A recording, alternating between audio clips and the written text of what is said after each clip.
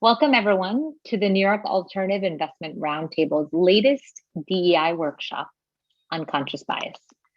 I'm Mithra Warrior, a member of the Roundtable Management Committee, and we're glad you're able to join us this afternoon. And before we get started, I'd like to take a moment to thank the Roundtable sponsors. We're thankful for the continued support of such a wonderful group of actively involved sponsors from within the industry. Now, a few logistical issues. Today's event is being run as a webinar. While this unfortunately means that you can't see the other attendees, it's the most secure way of holding online events, but we still want your active participation. I would encourage you to ask questions of our speaker, which you can do either through the chat or the Q&A function. And now on to this afternoon's event. We're lucky to have Regina Angelis, a highly regarded diversity practitioner, to discuss the issue of unconscious bias with us this afternoon. Regina is the CEO of Talent Now, a New York-based recruiting firm that places underrepresented talent at technology companies growing from 100 to 1,000 plus employees in North America and the Asia Pacific region. Talent Now is a second recruiting firm she's launched during a recession. Prior to running her own firm, Regina was a recruiting lead for companies including Essence, Weber, Shandwick, and 2U. In addition to her consulting work, she has served as both advisor and coach, helping diverse job seekers find new roles and execute complete career transitions. When she's not recruiting, she's teaching a professional development course at the School of International and Public Affairs at Columbia University. And without further ado, I would like to turn things over to Regina to educate us and take us through this very important topic of unconscious bias. Over to you, Regina. Thank you, Mitra, for the introduction. Hold on one second. Let me just get my screen up. Can you guys see my screen? Yes, we can. Okay, fantastic. So thanks to everyone who's joined us today. This is going to be a pretty deep dive into what unconscious bias is.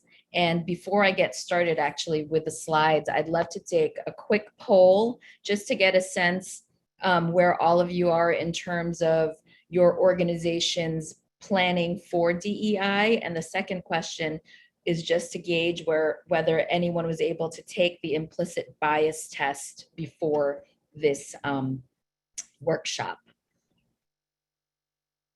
So I'll give you a few seconds to respond to both questions, please.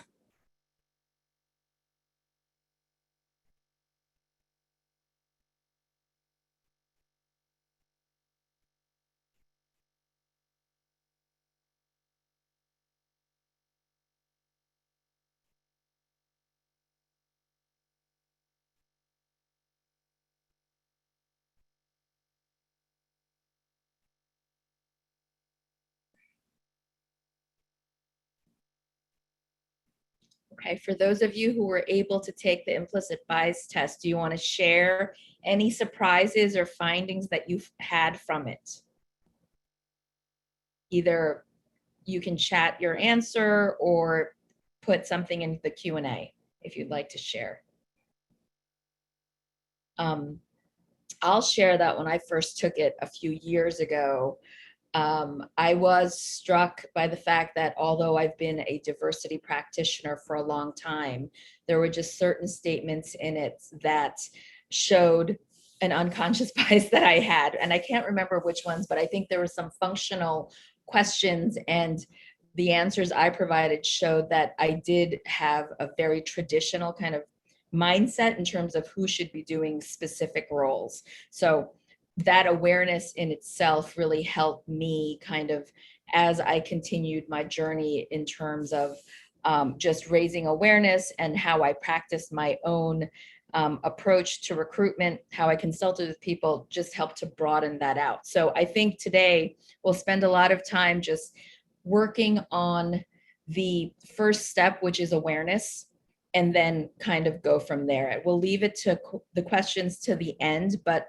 like I said, if you think of things as we're going through the slides, please feel free to add a question to the Q&A and chat, and we'll address them at the very end of the workshop. Okay. So it looks like 80% of you are still thinking about planning for DEI, and most of you did not take the implicit bias test. So for those of you who are not able to take it yet, it is a good benchmark for assessing where you are in the spectrum of unconscious bias. And again, if you're in a hiring manager role or recruitment role or anything related to talent or performance management, it is a good way to kind of just see how you might be able to approach that differently as you go forward, especially if you do want to move into more of an inclusive leadership style. Okay.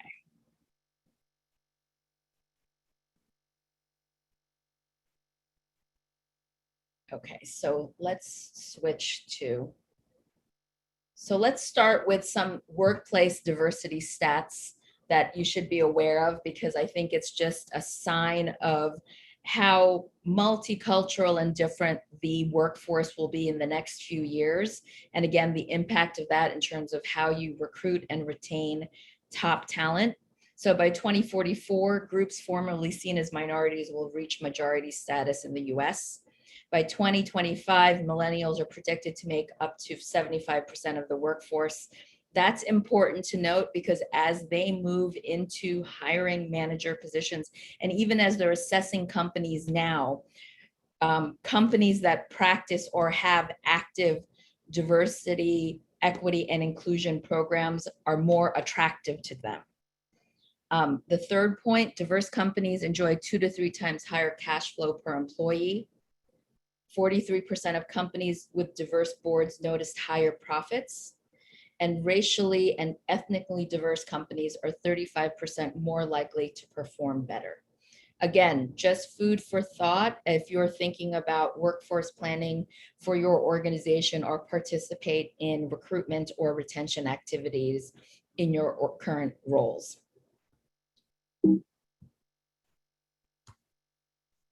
So the first step, as I mentioned, is practicing awareness before,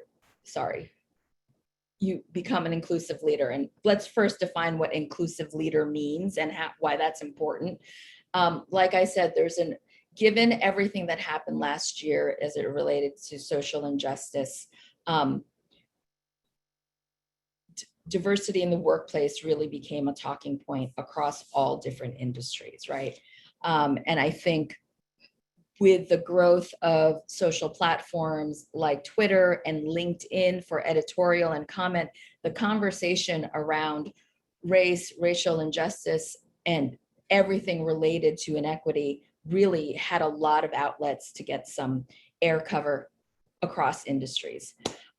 So I think it's helping or prompted everyone to really think as organization, as individuals, how can they bring more inclusion and that type of behavior into their specific organizations. By inclusive leader, I'm talking about a visible commitment. You as an individual will articulate your commitment to diversity, challenge the status quo in your organizations, hold others accountable, and make D&I a personal priority. I think humility is also important, meaning be honest about where you are in the spectrum of this thinking and discussion, right? And what your capabilities are. Admit to mistakes if you have them. Create space for others to contribute to this discussion. Awareness of bias, show awareness of personal blind spots as well as flaws in the systems that you operate in, and work hard to ensure meritocracy. Curiosity about others is demonstrating an open mindset, being able to listen without judgment and see with empathy to understand those around them. Cultural intelligence comes into play. So when you're attentive to others' cultures and adapt as required. And then effective collaboration refers to empowering others, pay attention to diversity of thinking and psychological safety of people you work with and around you and on your team, and then focus on team cohesion.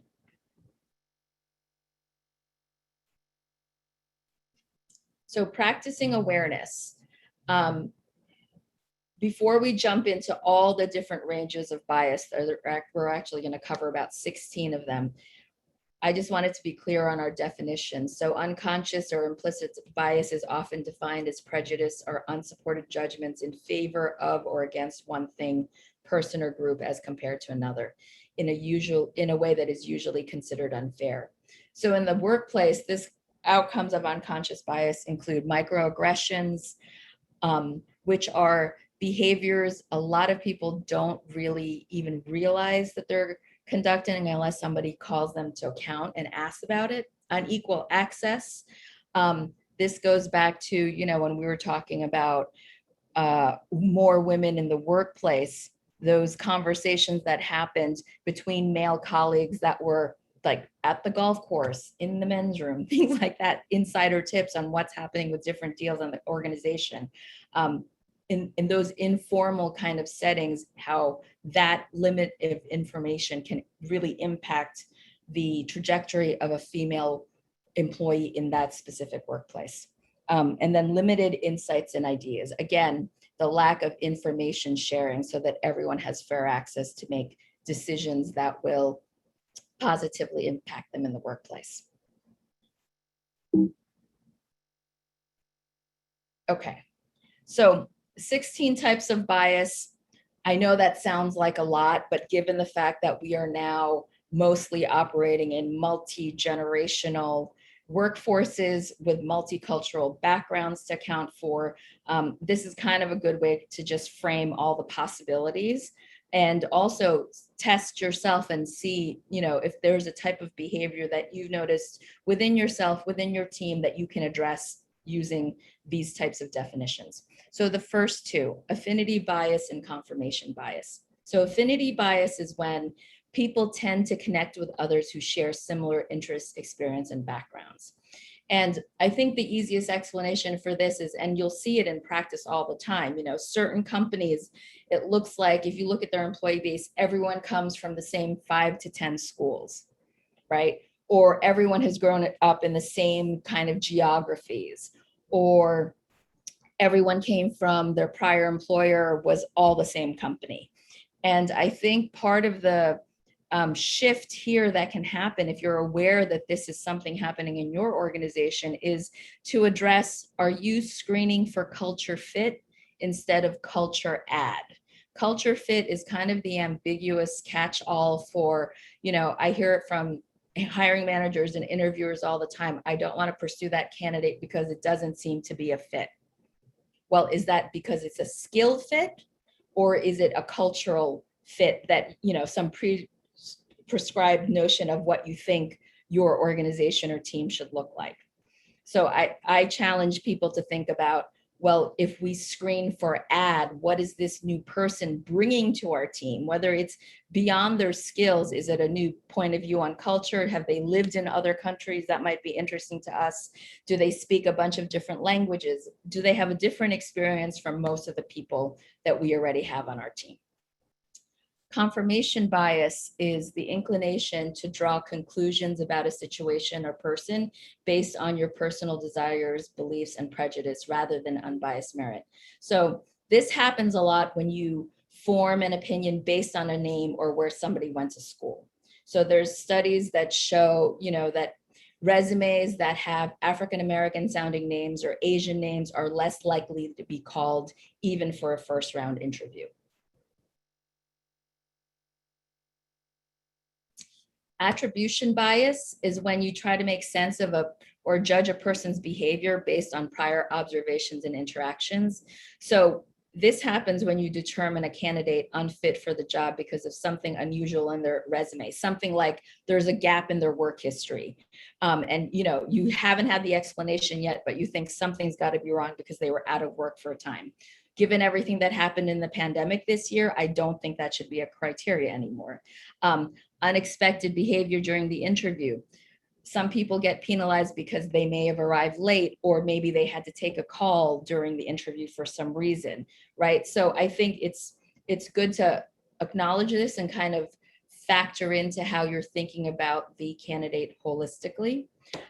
Conformity bias is the tendency people have to act similar to people around them, regardless of their own personal beliefs, and also known as peer pressure. So this is the downside of the interview team sometimes, right? No one wants to be the outlier on that team saying, oh, 4 people love this candidate, you're the one person who doesn't. And based on that dynamic, you change your opinion to say, okay, I can live with this candidate, even though you had some reservations about their qualifications.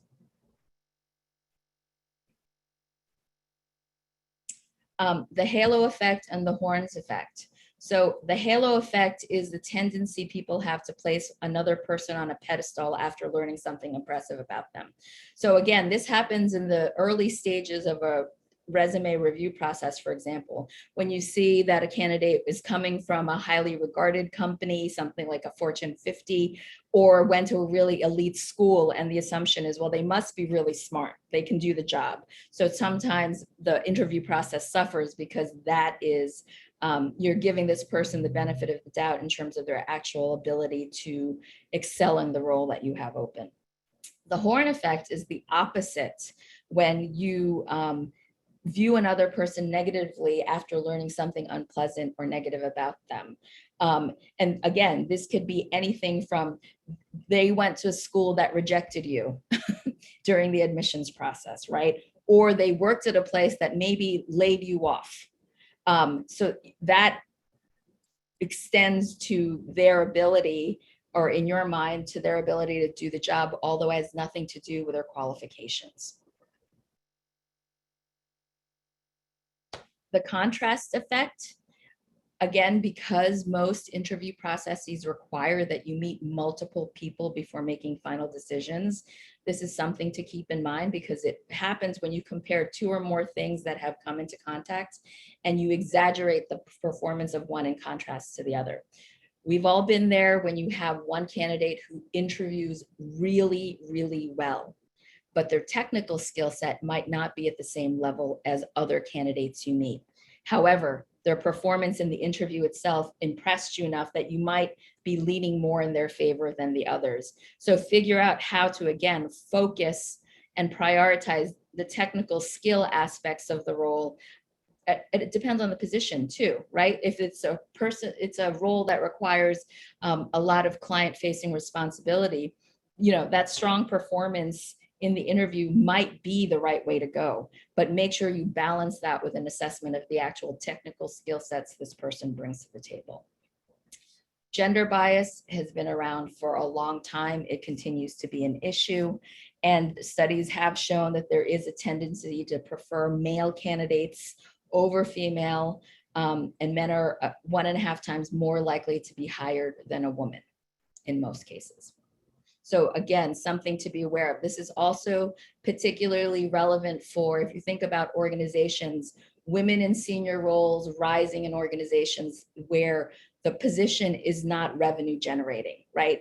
Think of all the women who work in HR, and everyone says, but we're so diverse, we have all these leaders, but they're not, you know, do you have any female leaders on your sales team, on your engineering team, in your highest profile revenue generating roles? So that's a good way to kind of measure where you are on that spectrum as an organization. Ageism and name bias. Ageism, I think, is becoming more and more of an issue these days. Again, tendency to have negative feelings about another person based on their age. This is happening more when companies, especially tech companies, tend to value younger talent. 58% of workers start noticing ageism when they enter their 50s. Again, this is an issue to be addressed because a few things. The boomer generation is still very, very active in the workforce. In fact, we're moving into a stage where there'll be more people in their over 50 in this population for the first time ever. Like, I think it'll be almost as large as the millennial population coming in. So not everyone is looking to exit the workforce like they did in the 70s and 80s when retirement was out there, right? I think everyone's redefining that. And again, I come across it all the time. I work with young tech companies and they're looking for folks, you know, they want to hire director, VP level people in their 20s who've got 20 years of experience. And I'm like, it just doesn't happen. So you have to figure out too, is that something that's an issue within your workplace? Because I think there's definitely specific times in growth stages of an organization where the age and experience are actually helpful in kind of leapfrogging some of the learnings that a younger person might have to go through before, proceeding and succeeding in their specific roles. Name bias, I also mentioned this a little bit earlier, but again, tendency to judge and prefer people with certain types of names, usually those of Anglo origin. Studies show white names get 50% more callbacks than African-American names. Asian names are 28% likely to receive callbacks. Again, with the diversity and the change in population, this is something to be aware of. Some companies go as far as taking names off resumes when they submit them to the teams. That's something that can be done kind of with new technology that's out there. But again, it all depends on where you are as an organization, if this is an issue or not that should be addressed. These two sound really old-fashioned, but I guess they are still part of our behavior: beauty bias and height bias. So beauty bias, social behavior, people believe that attractive people are more successful, competent, and qualified. Studies show a pay disparity between traditionally attractive and less attractive people. The height bias is the tendency to judge a person who's significantly shorter or taller than the socially accepted human height. So studies show that people who are 6 feet tall earn $5,500 more than shorter counterparts. And studies also show that 58% of male CEOs at major companies are over 6 feet tall.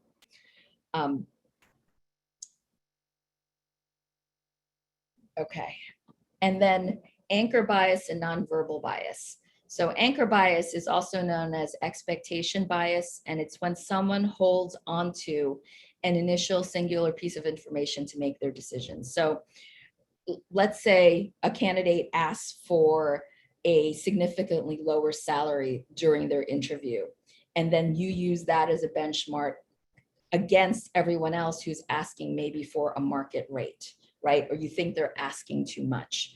So again, everyone, as you compare candidates through a process, just make sure that you have a good system in place to be able to evaluate people kind of on an apple to apple basis. And again, now a new trend with all of remote work, right? There will be a little bit more flexibility in candidates if they're saying, and I've heard this already, if the job is 100% remote, they're moving to cities that might not be as expensive as a San Francisco or New York, they might have more flexibility in their salary range. And that might be new to you as an organization, but that's something you should factor in as you go into the hiring process, right? Like, because other logistical things come into play with that. So maybe your whole team's on the East Coast, but you have somebody in the Midwest who's interested in the role, they're willing to take a lower salary, but then time zones and things like that might come into play for the team. So again, it's important to have a really standardized interview process where you can factor in these new dynamics as you go. Nonverbal bias is another bias that's about analyzing nonverbal communication attributes such as body language and letting it affect a decision or opinion. I started recruiting on Wall Street over 20 years ago, and when I started, we really judged everyone by their handshake. We wanted everyone to have a super strong handshake, and if they didn't, people talked about it, right, in the assessment meetings. I think, again, pointing to more cultural differences, handshake was not always, not every culture has that as their main introductory function. I think also post-COVID, no one's shaking hands anymore, right? Other nonverbal signs that might be mistaken for, something negative or something lacking in the candidate: folded arms, difficulty holding eye contact, which might be taken as cues for disinterest, overconfidence, or negative attitude. Again, depending on the role, those behaviors can be, might not matter at all, or, might play a key role. Again, if it's a client-facing role, these are some things to take into account in terms of presence in a room, but I don't think, they should be held against somebody maybe in a back office type environment or position. Authority bias and overconfidence bias. So authority is when an idea or opinion is given more attention or thought to be more accurate because it's provided by, let's say, the manager of the team or the department lead. So when everyone says, you know, you're in a hiring committee, the candidate is somebody that your boss loved, so let's just hire them without factoring in everyone's assessment. The overconfidence bias, I think, is the thing that leads the most to bro culture, is what they call it in the tech world. So tendency to be more confident in their capabilities than they should. I think this also leaves very, very little room to grow or diversify, because you tend to, once you have that kind of persona established in a culture, it really just takes over everything. Like you're, you know, I think you all know what I mean by that. And you've seen it. There's the Silicon Valley show on HBO is actually a great example of this as well. So again, this, I know I just covered a lot and threw a lot of different ideas at you, but I think there's two pieces. So there's the awareness piece of the bias and how that will lead you to becoming and behaving more like an inclusive leader. And then the remedies here that I'm sharing are more kind of systemic things you can share with your recruitment and HR teams in terms of how to remedy unconscious bias, either in your interview process or in your performance management structures. So the first point, structured interview processes with assigned roles for interviewers and a focus on skill assessment. So in the last few years, instead of having, let's say, a team of 4 interviewers, everyone asking the candidate similar questions, it's structured more like a 360 performance interview. One person will screen for technical skill set. Another person will screen for the next primary responsibility of the role. Maybe it's sales or marketing. Really dive deep into that skill set. If there's a client management piece, somebody else will spend time on that.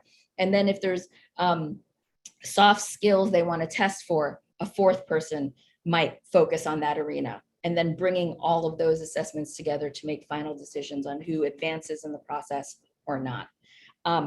Again, the switch from screening for culture add instead of culture fit is a big one for a lot of organizations, because it's a very conscious decision to ask, to look around your existing team and figure out, are we open to somebody bringing a different set of backgrounds and skills to our team and making sure that they flourish with that slightly different background. Interview training for all new managers. I can't stress enough how important that is. Again, as we're kind of in this phase of what returning to the office will look like, right? There's tons of questions, there's tons of gray areas. So I think now is a real good time to invest in making sure all of your hiring managers have had some form of training. They know how to assess resumes, they know how to prepare for their interviews, they know what questions absolutely not to ask and how to approach some of these new areas that we might be screening for, like remote work versus working from the office or flexibility thereof. Do we discuss who discusses vaccination status, if at all, right? There's tons of gray area post-COVID. The standardized annual review process, again, because I deal with a lot of smaller organizations that maybe don't have huge HR teams, a lot of them kind of go through after a certain, probably once they hit about 50 people, putting in a standardized annual review process where everyone knows, the timeline for it, when they actually happen and how it's executed so that they can be evaluated for the work that they do and contribute, is really an important step. And finally, as regards to, DEI and where you are in the planning of that, it all starts with identifying the metrics, doing an assessment of your current employee base. What's your current standing as far as diversity goes, right? Where do you want to be in a year from now, 3 years from now, 5 years from now? I know this past year, the tendency for a lot of organizations was to hire their first ever head of diversity, right? And a lot of people leapt into that saying, okay, we'll have somebody here to be leading employee initiatives and maybe tie it to recruitment, but does the culture really, is it able to support that? Where is that directive coming from? If it's not coming from the CEO and the senior leadership of the organization, it's really tough to execute well. Again, what are the resources will this person have, and what's the range of kind of decision-making ability will they will have to actually execute against those initiatives? And then where are the metrics going to lie? I think the challenge for a long-term view, I always tell my clients that if you really want to make an impact on your diversity, retention, and attraction capabilities, focus on the mid-level ranks of your organization. Senior manager to VP. How diverse is that bench? Because if you're really interested in building out the most diverse leadership team possible, those are the levels you have to invest in to train them up, to get them ready for their next stage.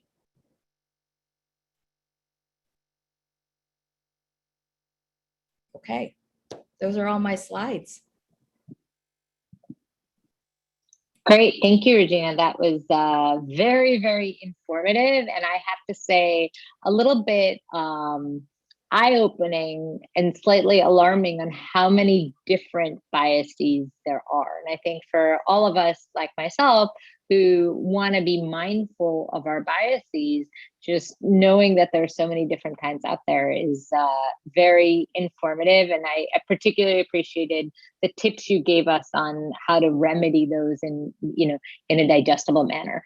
One quick note, there was a question about where the implicit bias test was. So if you registered ahead of time, you would have received an email this morning with the implicit bias test included as a link. But if anyone needs it, we're happy to send it to you. Again, it is very, that in of itself, I think people who take the test, you'll learn a lot about yourself in that test. So this is great. So, one of the questions that I had is, you talked about this gap in the resume and a lot of people, getting ruled out because of this.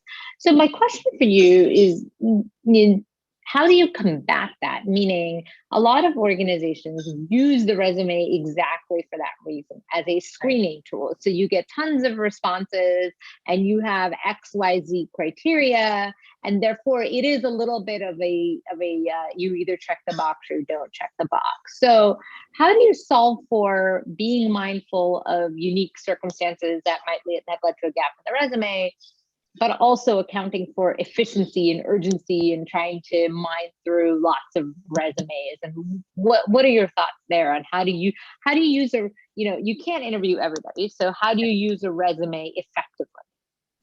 I mean, so the biggest case study of that is, for me, talking to returning moms, right?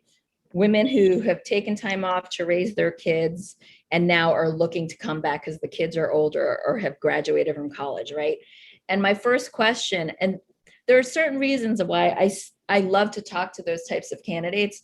One, because again, it's still a tight job market out there. It's super competitive right now. And even though the perception is so many more people are looking, it's the employer's game again. No, the candidates actually have a lot more flexibility, especially because of remote work from home, right? Some people say, we don't need to live in a big city for me to do the job that I do really well. So the first thing I think as a candidate you have to prepare for is, how did you keep your skills fresh during that period of time? And I think if you're the recruiter, the person doing that original assessment, again, look at the whole range of the person's experience, right? Like, for example, in the marketing function, which I would say has shifted dramatically in the last 10 years because of the rise of social media, right? And the view towards performance marketing. I think that's a challenge for people who've been out of the game for a little while, because it's moved to such a data analytics approach, right? And that's really extensive. I mean, you really have to know the back ends of some of these platforms to do those jobs well. So I would address that and say, I would still, if you have the time to ask the candidate, but let's say their whole experience up to that were with top organizations, they were, running major things, they had great pedigree all around, I would still pick up the phone and say, what's bringing you back to the workforce now? And again, here's the crux of the matter. How did you stay on top of the trends in your function? Because it might, they might have great volunteer experience where they're able to do stuff like that, or kind of project work or consulting work. And maybe that's not on the resume, but I still think you have to kind of think creatively sometimes about the roles that you're filling. But again, I'm a recruiter. That's my point of view. I like to see a diversity of backgrounds because I think it's helpful. And again, I will pitch the unusual client candidate to my clients just to help them understand kind of the breadth of the candidate pool. Yeah, I think that makes a lot of sense. I guess, so you're saying, and I guess there's other ways to the resume. If the resume isn't a fit at all in terms of technical experience or skills, and they have a gap or whatever, then that can be a screening tool. But I think what I'm hearing you say is, if everything else seems on par, don't let that one unusual characteristic sway you off course. That makes a lot of sense. The other thing I think that you mentioned that I want to dig into a little bit more, and I know you touched on a couple of this in your slides, but culture add versus a culture value add versus culture fit, because I think a lot of us on this workshop would agree, especially in finance, this concept of fit is very stubborn and it doesn't go away. So especially, if you're on a highly male dominated environment, and if it's a high pressure environment, someone will say, well, this person needs to be able to handle, high pressure, fast pace, and they don't seem like it, so therefore they're not a fit. So maybe you can help us unpack this that culture value versus culture fit difference, and how to think about it quickly, I guess. Yeah. So, I mean, I think, again, it's tying it to the market opportunity, right? In the financial space, I always think about Ellevest, right? Sally Krawcheck, was she compelled to create a whole separate platform for female investors? So she was tying like her interest in diversity to the actual the market she wanted to serve in a certain way. That trend is actually happening across many industries. The healthcare companies that I've been working with recently that are launching, the number of them that are coming out with an offering for a very specific patient audience. For example, I just worked with Simple Health, which is all about women's healthcare. Right? They're starting off as a pharmaceutical company, but are going to be the go-to platform for all things related to women's health at all ages. There's insurance companies that are launching that are targeting just LGBTQ, right? So when you think about that and take a look at what's happening in the marketplace in terms of the actual consumers, their buying power, their different needs in these categories, I think that alone is an interesting way to start the conversation with your business leaders and say, well, where do we want to be in 10 years? Like, is our business going to sustain itself doing the same exact thing we've been doing and just staying on this path? Or are we totally missing out on huge opportunities out there because we don't have that diversity of thought in our leadership?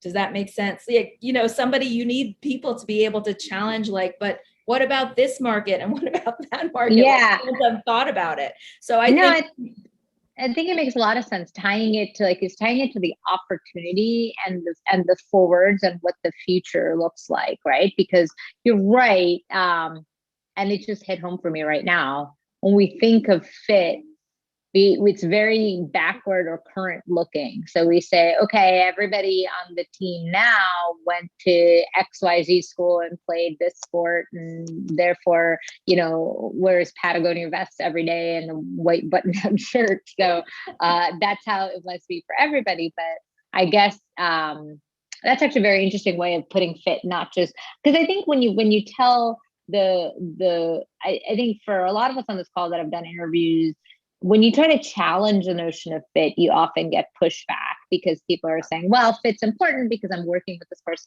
sitting next to them, at least pre-COVID, 8-10 hours a day. And I need to work with people that, I generally align with and like. And so, but I think thinking about it and tying it to a future opportunity and a future construct is also very important. Another example of that, right? So I don't know if any marketers out there remember the division between Hispanic marketing and mainstream marketing a few years ago. And now it's kind of, it's more grouped together. But I was doing a lot of work in the media space for executive search. And, people were not actively looking for candidates who were bilingual, right? And that was like, oh no, that's a Hispanic marketing person. We don't need that for this role. But if you looked at the demographics, right? US Hispanic market about 10 years ago was the largest emerging market in the US that was not addressed. All of their decision makers are usually the moms. Their buying behaviors are different. Their multi-generational aspects of their family make everything different in terms of investment. You know what I mean? And when you talk about it like that, people say, oh my gosh, how did we as a brand totally miss that group? And then shortly thereafter, Macy's is like starting to do stuff that's more bilingual, mainstream, English and Hispanic. So it started with the language. Oh, more traditional hiring managers thinking, why do we need somebody who's bilingual, English, Spanish? We do US main market, but there could be a lot of consumers who would benefit from somebody who understands culturally. You know what I mean? That mindset, the approach to language, how you talk about it. So that's another, it's like such a technical thing. Do you know Spanish or not? But that opened up, and I worked with so many advertising agencies and these teams working on brands, and the brands say, well, we need to reach a more multicultural audience. And the only reason they were successful is they happened to have somebody on the account team who came from, a Hispanic background and said, well, if my mom saw this ad, it probably wouldn't work for these reasons, right? And you're like, thousands and thousands of millions of dollars of advertising money is spent, and it all hinged on that one specific insight because you happen to have somebody from that background to give you feedback on, will this campaign land or not? Doesn't that sound crazy when you can almost plan for everything else in your business, measure everything else? And it hinged on that, that one person who happened to speak up in that meeting. Right.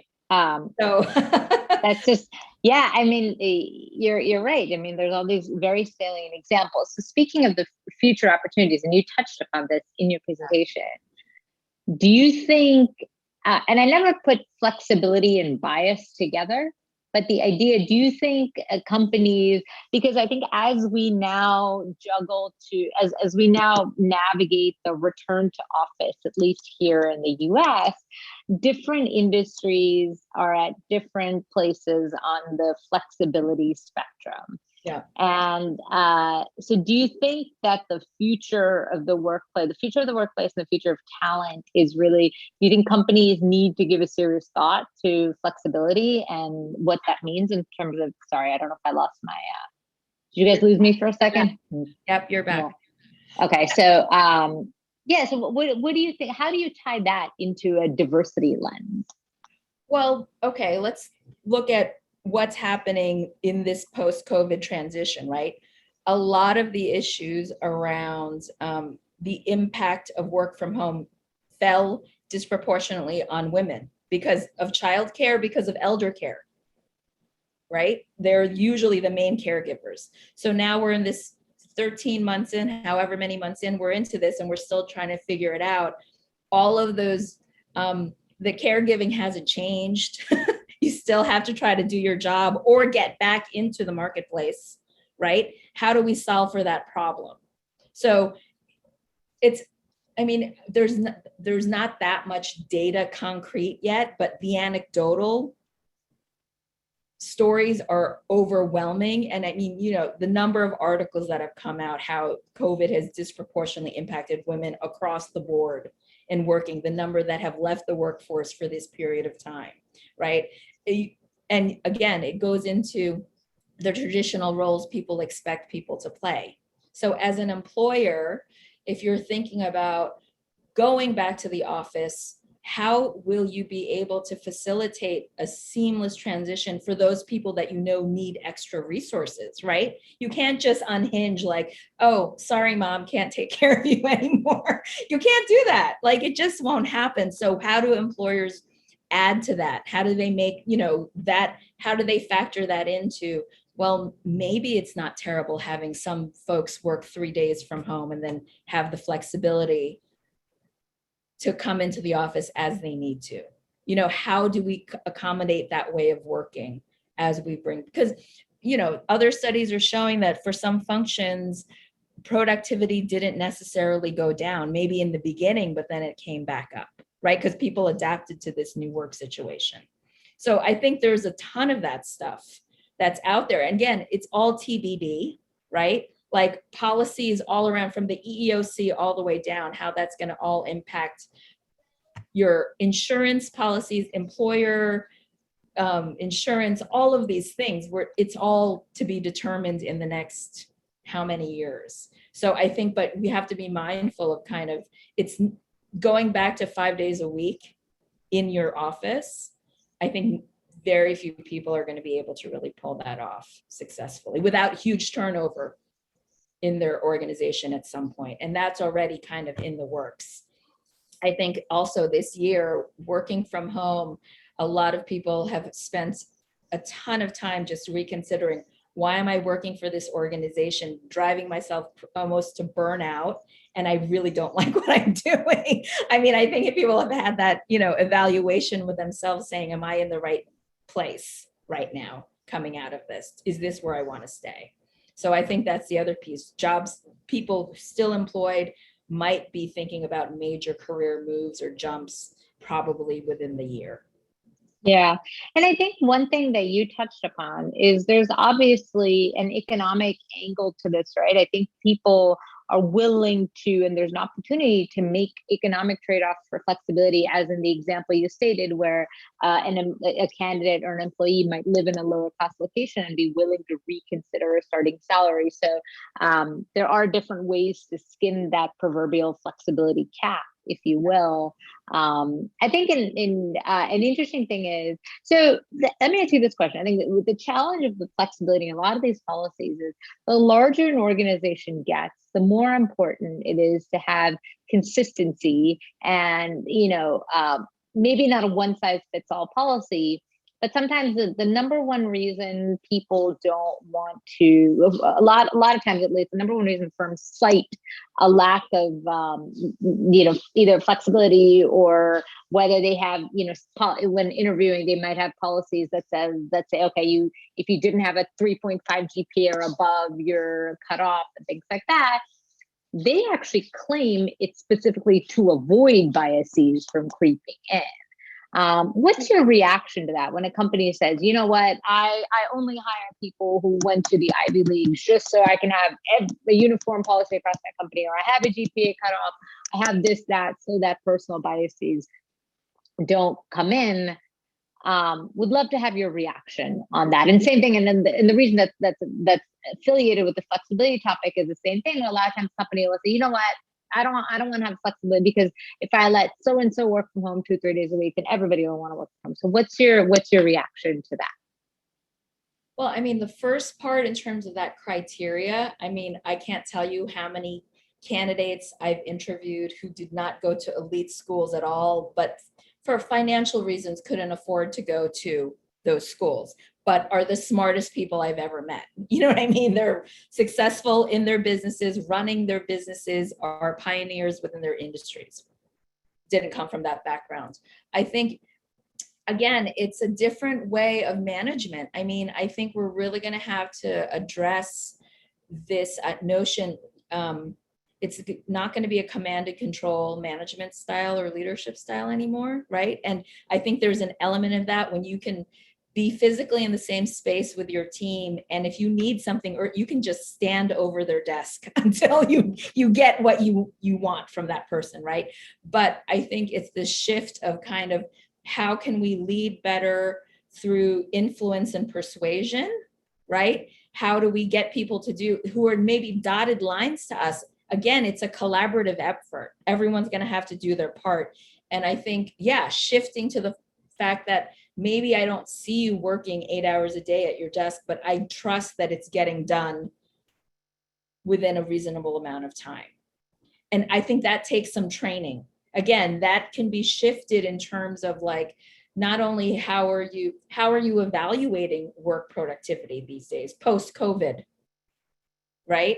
And there's a lot, I mean, the last few years, the amount of investment in HR technology that's measuring engagement, productivity, happiness, all of those different things, that's a growing segment in the technology space. I have one client who's got a productivity platform that they use that has all these gamification elements. Their clients have not seen a reduction of productivity and success within the workforces the teams that use that platform. Actually, it helped them remain more engaged than before.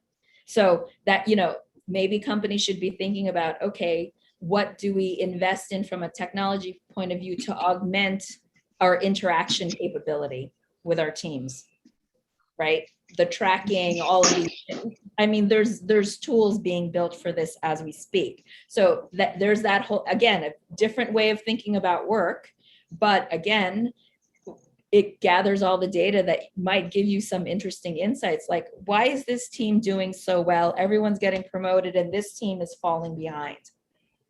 What's the data telling us about that, right? So there's ways to supplement that. And again, it's going to be more of a transformation. It's going to depend on where that industry or organization is right at this very moment. Yeah, I would love the idea of having other ways to engage and track your people through technology rather than the awkward Zoom happy hours with your teammates that you don't know. That one, or all the like an employee survey every week. I don't think so. I'm over the sitting in a corner of my living room drinking wine over a screen is, I think, for most people has gotten pretty old these days. I guess one other question, and I want to see if there's any straggling Q&As from the audience. So you mentioned this idea of interview training. I have never, in my 20 years working, I don't think I've ever received any interview training. The most I've gotten is before I go into an interview, someone hands me a sheet of paper with sample questions to ask. So I'm curious, of your clients, how many of them actually provide interview training for managers, and why isn't this a bigger thing? I can't believe that I've been in this industry for 20 years and never. Really? I think here's the big shift in that. Again, it's a generational thing, right? Millennials really need to train their face-to-face business interactions.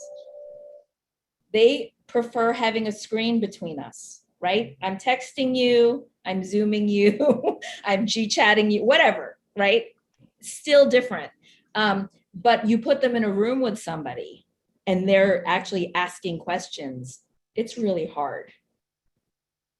And wow, most of my clients are kind of that, younger management teams, younger leadership teams, all that stuff. They do invest in it. And that's why this whole thing with assigned roles, so that one, you get better information, but you come in prepared with, here, ask everyone these 5 questions to start with, just so that we're all on the same playing field. But it's that practice of being in face-to-face with somebody and engaging in that type of dialogue that they do need training on. So yeah, I guess we can learn a lot from the tech. I think this being the alternative investment roundtable, I think sometimes having perspectives from an outside industry is very interesting, because I think there's a lot of learning that we as an industry have to do. And I think most importantly, in financial services, one thing that we all can agree on is that the future of our industry doesn't look like the past of our industry. And so I think that's that's something that we all have to take away. Last question. Yeah. You touched upon, if you really want to move the needle on diversity, focus on the senior managers to VP and the middle tier. Why that makes sense to me intuitively, but maybe for our audience, why that subgroup of people?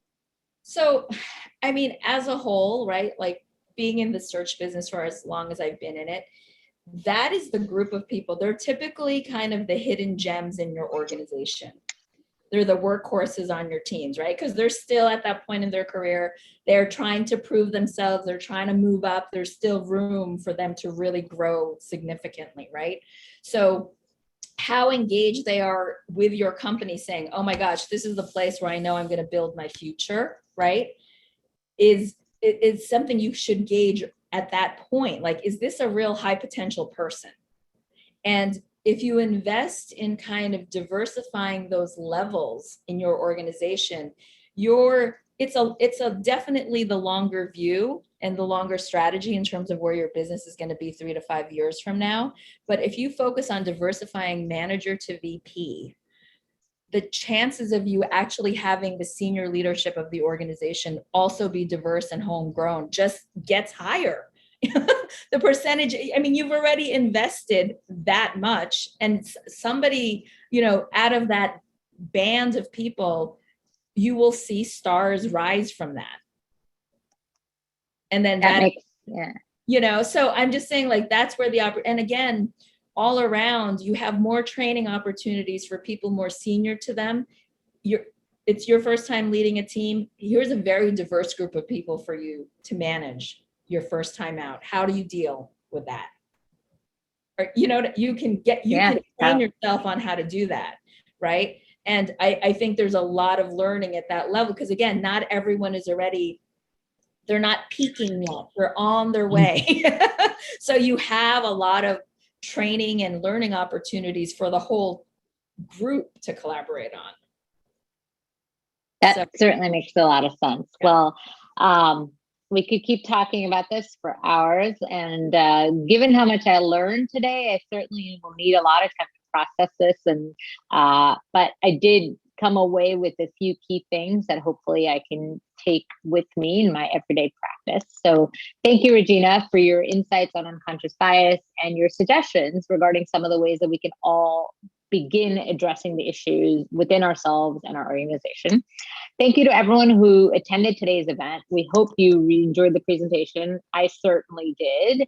And just for future events and notice, the Roundtable's next event will be on June 24th at noon, and will be a panel discussion, investing on cannabis. Speaking of the future, be on the lookout for an invitation in your inbox in the near future. And then on July 1st, we will be hosting our next virtual cocktail networking event in advance of the 4th of July holiday break. So make sure to mark your calendars now, as that's actually become a very popular roundtable event. So with that said, thank you again, Regina. Thank you to our participants. Thank you for having me. Stay safe and healthy, and enjoy the rest of the week. Thank you so much.